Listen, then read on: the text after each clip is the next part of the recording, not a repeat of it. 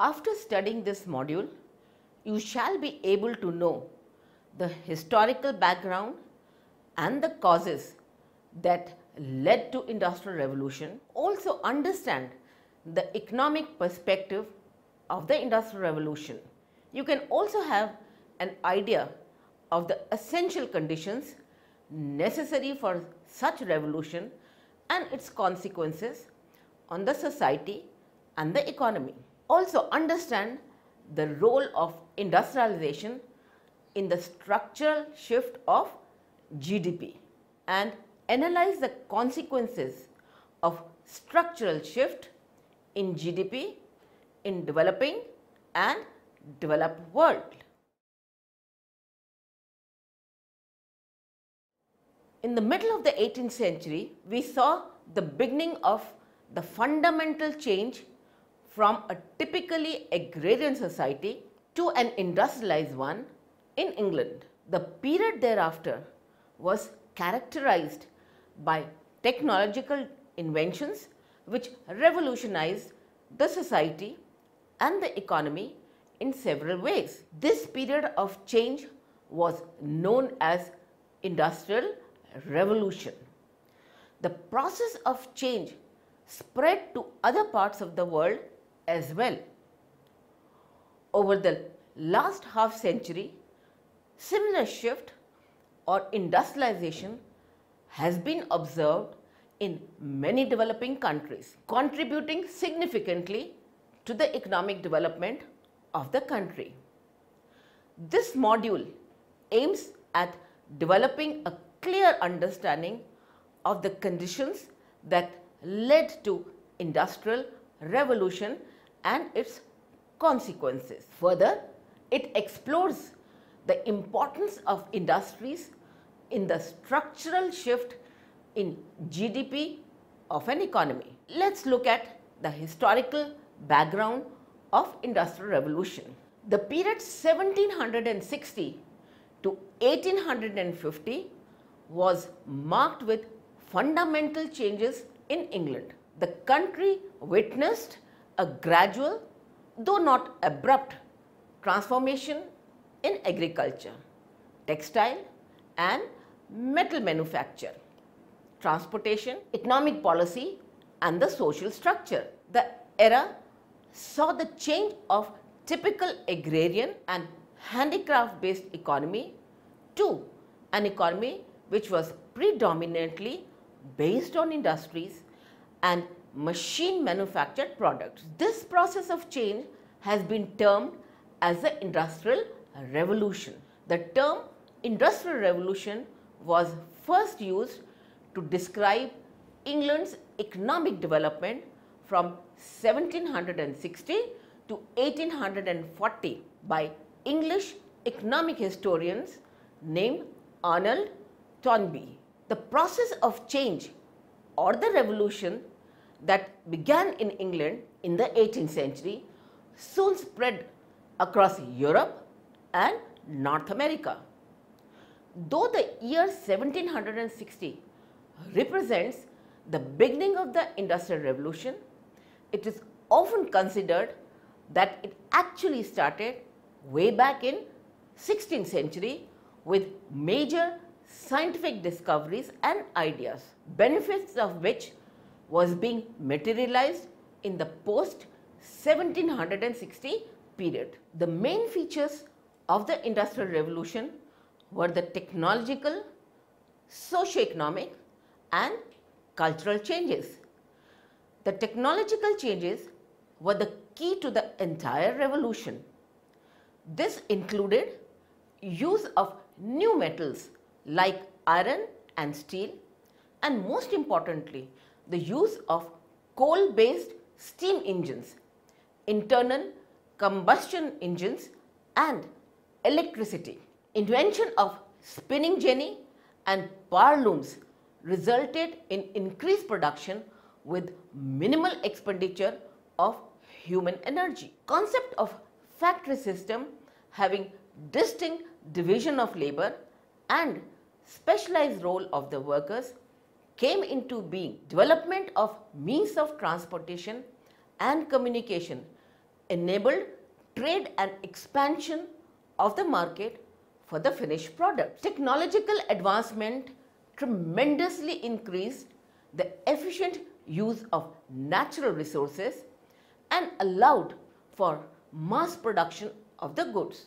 During this period, industry grew 4 times faster. The Industrial Revolution brought about changes that completely revolutionized families and lifestyles. Factory system attracted workers to an extent that they moved out of their rural family economy to urban areas. This led to rapid urbanization in England, and cities grew at a tremendous rate.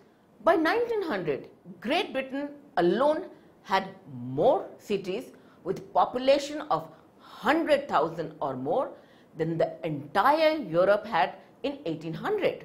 Let's look at the economic perspective of Industrial Revolution. Several views have been put forward in the past explaining the Industrial Revolution. Most of these were restricted to identifying the causes. Apart from technologies, there were other factors that favored Industrial Revolution in England. This included religious freedom, confidence of no invasion, and trade potential due to long coastline of this island nation, unification of states into single economic unit, and presence of huge coal reserves. However, there has been a great extent agreement on the role of political system, property rights, and flexibility of legal system as the cause that led to Industrial Revolution. These views attribute the changes which took place in the late 18th century to the Glorious Revolution of 1688 that reinstated the supremacy of the parliamentary system, minimal government, and secure property rights. Presumably, these changes in the legal system created conducive environment for investment, which led to the Industrial Revolution. But evidences do not support these views, as no structural changes could be detected after 1668 in any of the financial data like interest rates, while property rights were as secure as in other European countries. Table shows the per capita level of industrialization from 1750 to 1913 of different countries. Great Britain clearly outnumbers rest of the countries throughout the period. If you look at the table, we are going to talk about per capita levels of industrialization, and we'll take different countries. For example, Great Britain 10, 16, 25, 65, 87, 100, 115. Belgium 9, 10, 14, 28, 43, 56, 88. United States 4, 9, 14, 21, 38, 69, 126. France 9, 9, 12, 20, 28, 39, 59. Germany 8, 8, 9, 15, 25, 52, 85. Austria and Hungary 7, 7, 8, 11, 15, 23, 32. Italy 8, 8, 8, 10, 12, 17, 26. Russia 6, 6, 7, 8, 10, 15, 20. China 8, 6, 6, 4, 4, 3, 3. And look at India's figures: 7, 6, 6, 3, 2, 1, 2. Students must note here that all entries are based on the index value of 100 equal to per capita industrialization in Great Britain in 1900. Data of England of course includes Ireland with England, Wales and Scotland, which was collectively known as United Kingdom. Let's have a look on technological inventions. Industrial Revolution was mainly a technological revolution brought about by the major inventions during that period. The underlying reasons that could explain the Industrial Revolution requires focusing on the sources of these inventions. These inventions turned out to be the major factor that differentiates Britain from other countries. The focus therefore shifts on the economic incentives for the inventors, which acted as a driving force for inventions leading to Industrial Revolution. It becomes evident that the Industrial Revolution in Britain was the outcome of Britain's success in the international economy, which offered Britain's inventors with unique and highly remunerative possibilities, as opposed to the common belief that it happened due to luck or genius minds, British culture and scientific advancement. However, role of greater literacy and numeracy cannot be ruled out, which downplayed the major technological achievements through innovation in the 18th century. The technological achievement of Industrial Revolution was consequence of the economic development that preceded the Industrial Revolution, which produced the high wage, cheap energy economy. Annan in 2006 argues that the main motive of invention of technology was to make money. The major implication of this concept were technological inventions were considered as investment which would yield returns in future high enough to offset the current cost. 2. The inventions were done mainly to come up with new product or reduce the making cost of existing product. Expensive labor and cheap energy led to the invention of machines that substituted energy and capital for labor. 3. Market size is very crucial for profits to offset the cost of inventions. For example, scale of mining industry was much greater than any other country. So returns on the inventions in mining machinery were highest. 4. Inventions were also encouraged by patents, which gave the inventors a right to all the gains from the inventions. Better property rights for the knowledge were the main reason that led to inventions of Industrial Revolution.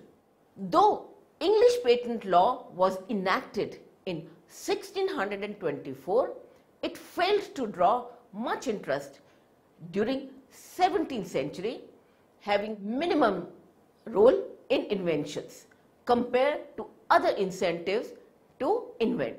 Fifthly, in the absence of patent, incentives for private invention were small compared to group or collective inventions, which enabled them to divide the cost and pool. How was the production organized? During the Industrial Revolution, families produced most of the food, clothing and other articles they used in rural areas. In cities, manufacturing was strictly regulated by the guilds and the government. Goods thus manufactured were of high quality but limited and costly. Merchants needed cheaper items as well as in large quantities for their trade to grow. This led to the major shift in the organization of production from the cottage industry to factory. Merchants started controlling the manufacturing process from start to finish. For example, cloth merchant would buy raw wool from the sheep owners, have it spun into yarn by the farmers' wives, and take it to the country weavers to be made into textiles. The country weavers manufactured the cloth at a much lower cost. Similar methods of organizing and controlling the process of manufacture also started in other industries such as the nail, cutlery and leather goods. These small household workshops were termed as cottage industry. The advantage of such a system was that the merchants had a large supply of manufactured goods at fairly low prices.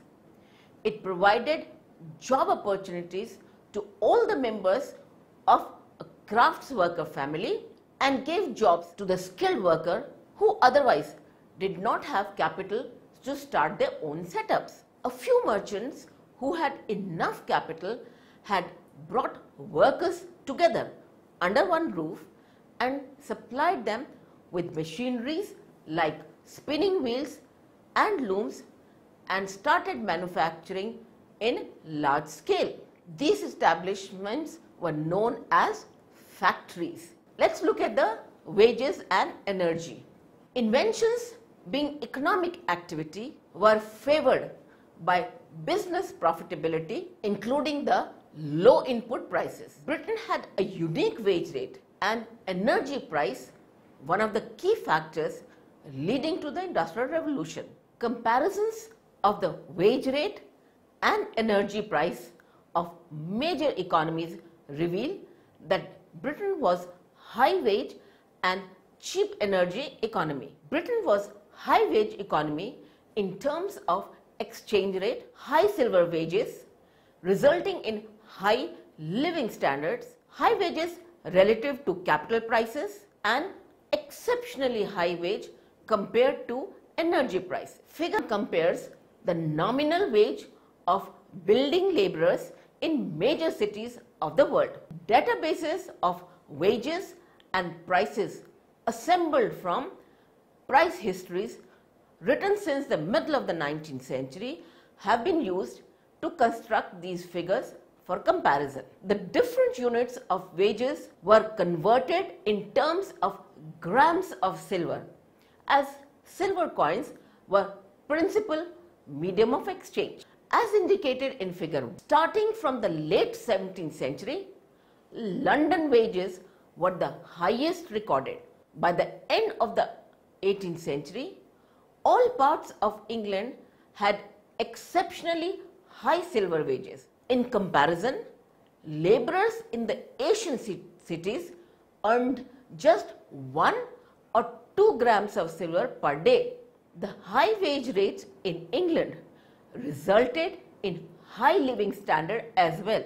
This has been confirmed during the welfare ratio calculated by dividing the annual earning by the cost of basket of consumer goods sufficient to keep a family at minimal subsistence. Figure the welfare ratio in the major cities of the world. In the period before the start of Industrial Revolution, welfare ratios of these cities were almost trendless and the workers earned 3 to 5 times the subsistence cost. However, in the mid 18th century, welfare ratio of most of the cities touched the level of about 1, except London, which showed an upward trend, reaching almost 6 times than required for bare bone subsistence, indicating high living standards. This increased the demand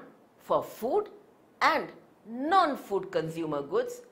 As a result, mass market of consumers was much larger in Britain compared to other cities in Europe and Asia.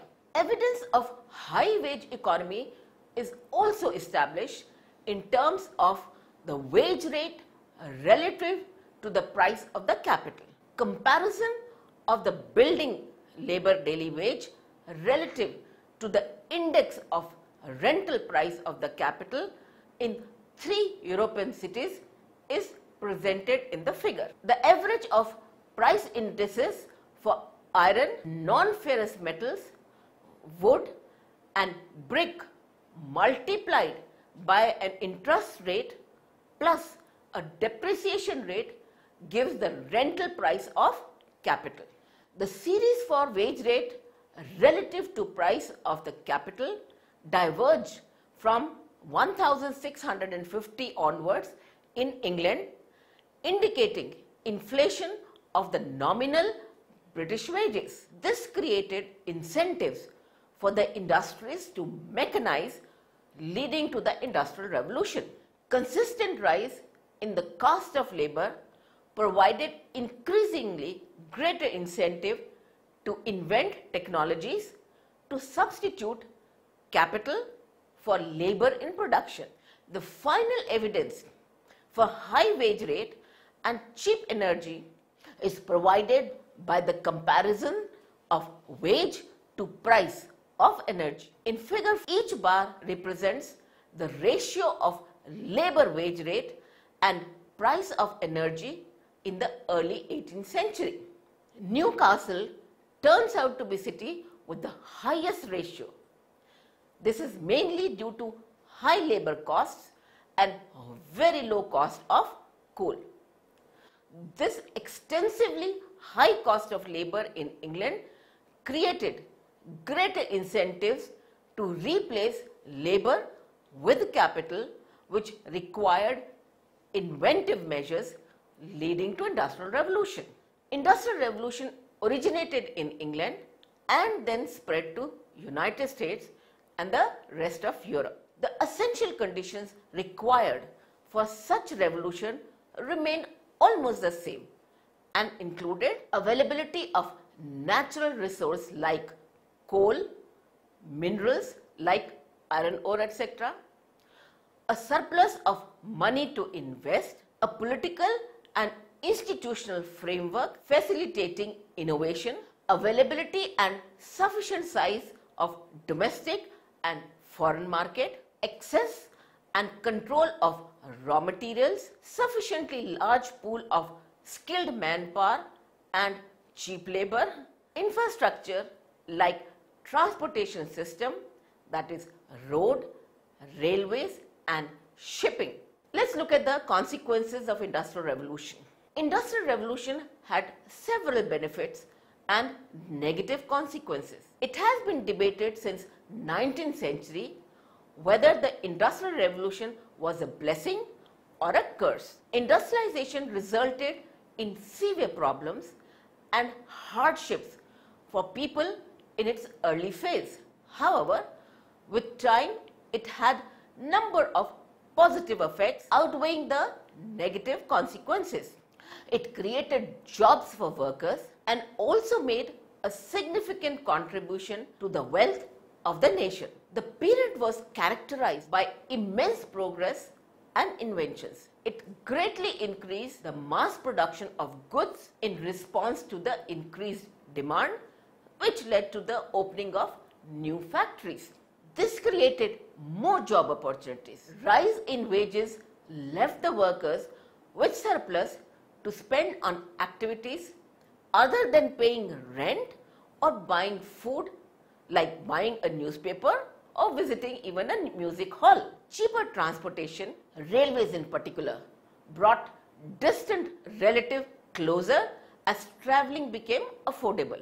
It raised the overall standard of living, which included healthier diets, better housing and cheaper mass-produced clothing. Prosperity of the middle and upper classes came as an immediate effect of Industrial Revolution, while the reforms for the labourers eventually came only after they joined together to form labour unions, which fought and won the rights to higher wages, shorter working hours and better working conditions. The negative consequences included migration of job seekers to cities, which resulted in growth in the size of urban areas along with suburbs as people started fleeing overcrowded cities. The overcrowded cities lacked sanitary codes or building controls and other basic amenities like housing, water and social services, etc. Industrial Revolution also witnessed a structural shift in GDP. Industrialization began in the 18th century in the United Kingdom with steady development in manufacturing. This was followed by Belgium, France, Switzerland and United States in the 19th century, while the developing world was still moving on with their traditional primary production. This process of industrialization continued for decades. Manufacturing jobs in the factories increased from 22% to more than 35% between 1841 and 1960 in UK, and in US it increased from 16% to 36% of the total employment during the same period. Beginning of the 20th century saw the distinct division of world economy into industrial rich economies and agricultural poor economies. Industrialization had become synonymous with wealth, economic development, technological leadership, political power and international dominance. Post-World War II, more countries began to take up industrialization. Enabled by technology, transfer policies of developmental states, those that failed to keep up the pace of development of manufacturing sector had to suffer greater welfare losses. Manufacturing industry served as catalyst in transformation of the economic structure of agrarian economy. The concept of structural change has direct relations with the relative importance of sectors in the economy or to changes in the location of economic activity. Structural change has been typically defined as the ability of an economy to constantly generate new dynamic activities characterized by higher productivity and increasing returns to scale. The structural change has emerged as a key component on which the development of an economy depends. It plays a deterministic role in determining the rate and pattern of growth. Failure to achieve structural change has been found to be common cause for countries to remain poor. They have in fact failed to shift from the agriculture and production of traditional goods to manufacturing and services. In the developing countries, contribution of agriculture and manufacturing was 40% and 12% respectively in 1950. After more than a century, share of agriculture fell to just 16% and the share of manufacturing peaked at around 17% in the early 1980s, followed by a decline thereafter. While services exhibited a consistent growth of more than 10 percentage points. In 1950, the developed countries were already industrialized with manufacturing contributing 30% of the GDP, while agriculture accounted for a minor share of 16%. However, by 2005, these developed economies showed greater preference for the services industries and neglected the manufacturing sector. In these economies, manufacturing declined to an extent to be almost at par with the share of manufacturing in the developing countries. The major structural shift in the GDP has been observed in case of developing economies. In the period between the middle of the last century and 2005, contribution of agriculture in the country's GDP decreased from 40% to between 3 and 13%, while share of manufacturing increased from 14% to 25% in countries like China, Indonesia, the Republic of Korea, Malaysia and Thailand. This indicated huge shift from agriculture to manufacturing. Among the developing countries, the structural shift was not similar for all, as some opted for a different kind of shift. For example, in the Latin America, the largest economy like Argentina, Brazil and Mexico took to a major shift from agriculture to services and to lesser extent to non-manufacturing industry. Share of agriculture declined, but manufacturing remained mostly unchanged. A similar trend can be observed in case of India as well.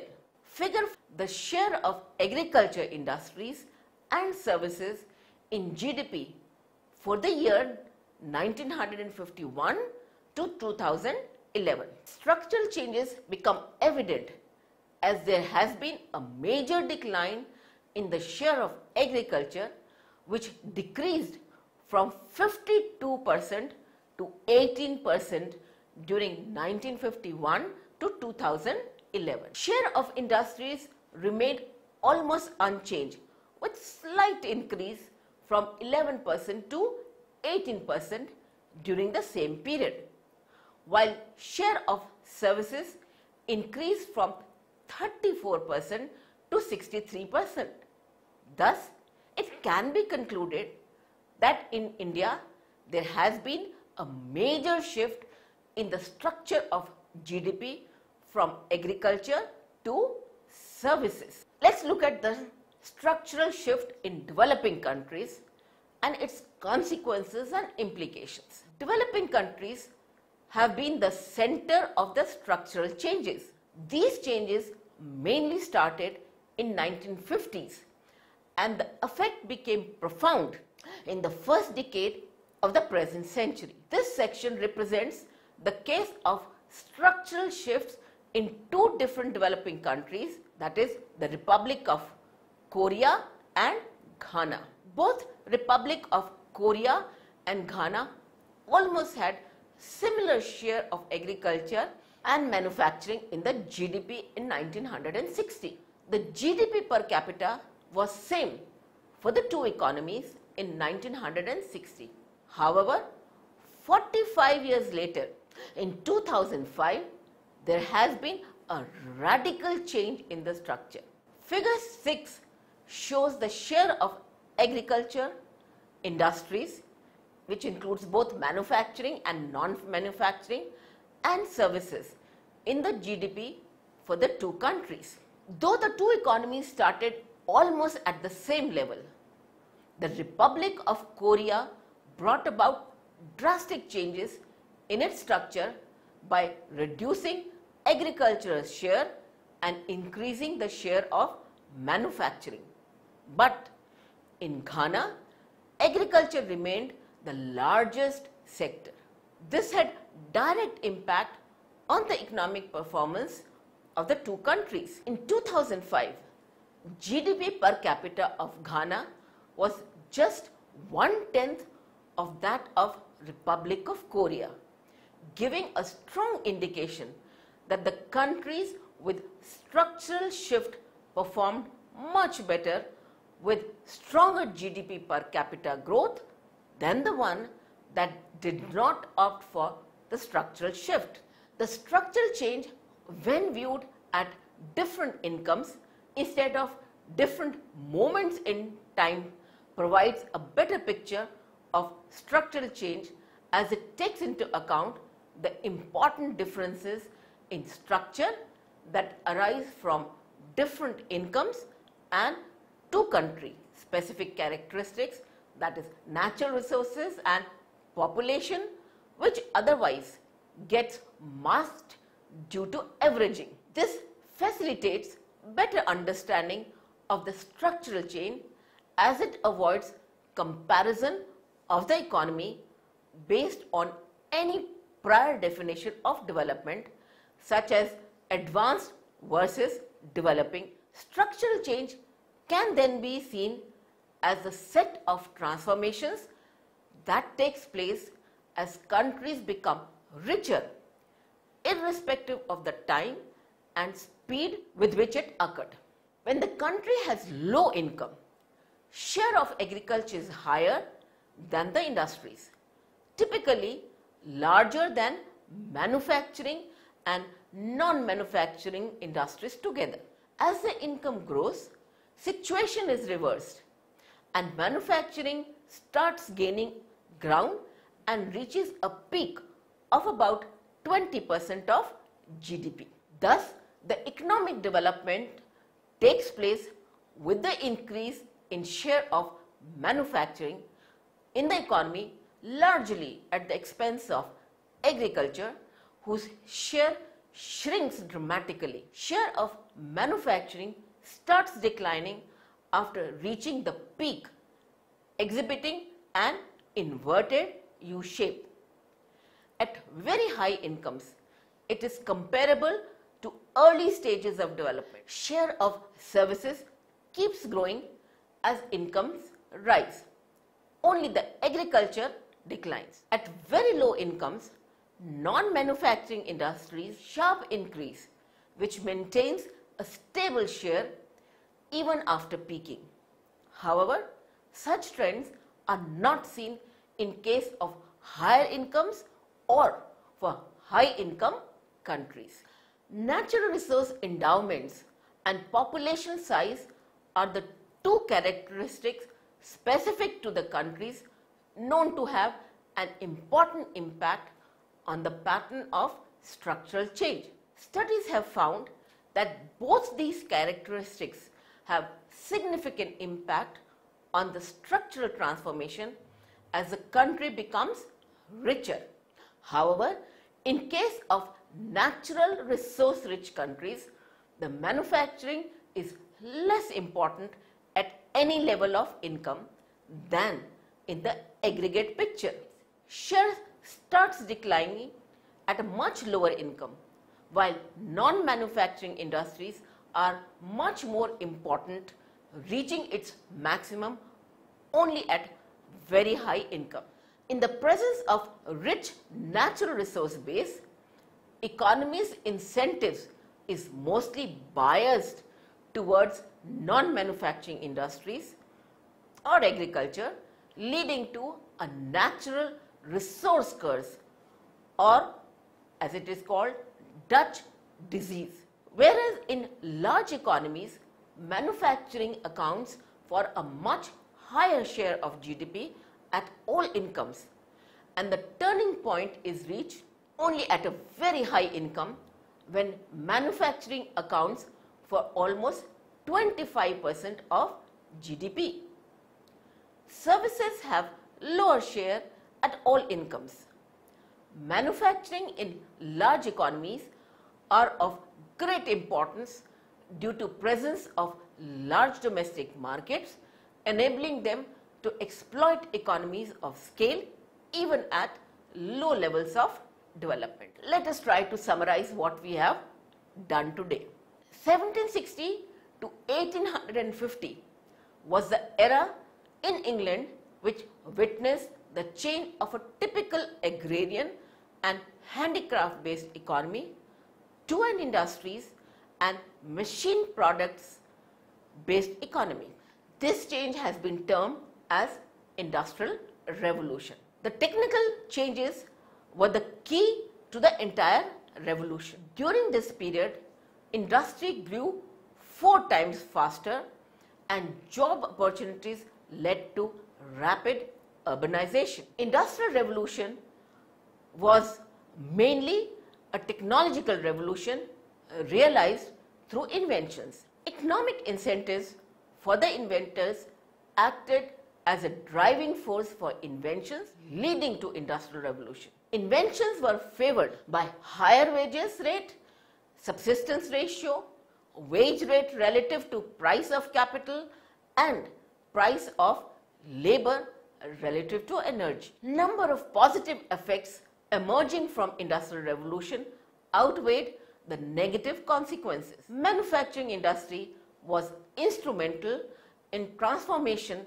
of the economic structure of agrarian economies. The shift in the structure of the economy is intrinsically linked to economic development. Countries with structural shift, that is mainly from agriculture to industry, performed much better with stronger GDP per capita growth than the one that did not opt for the structural shift.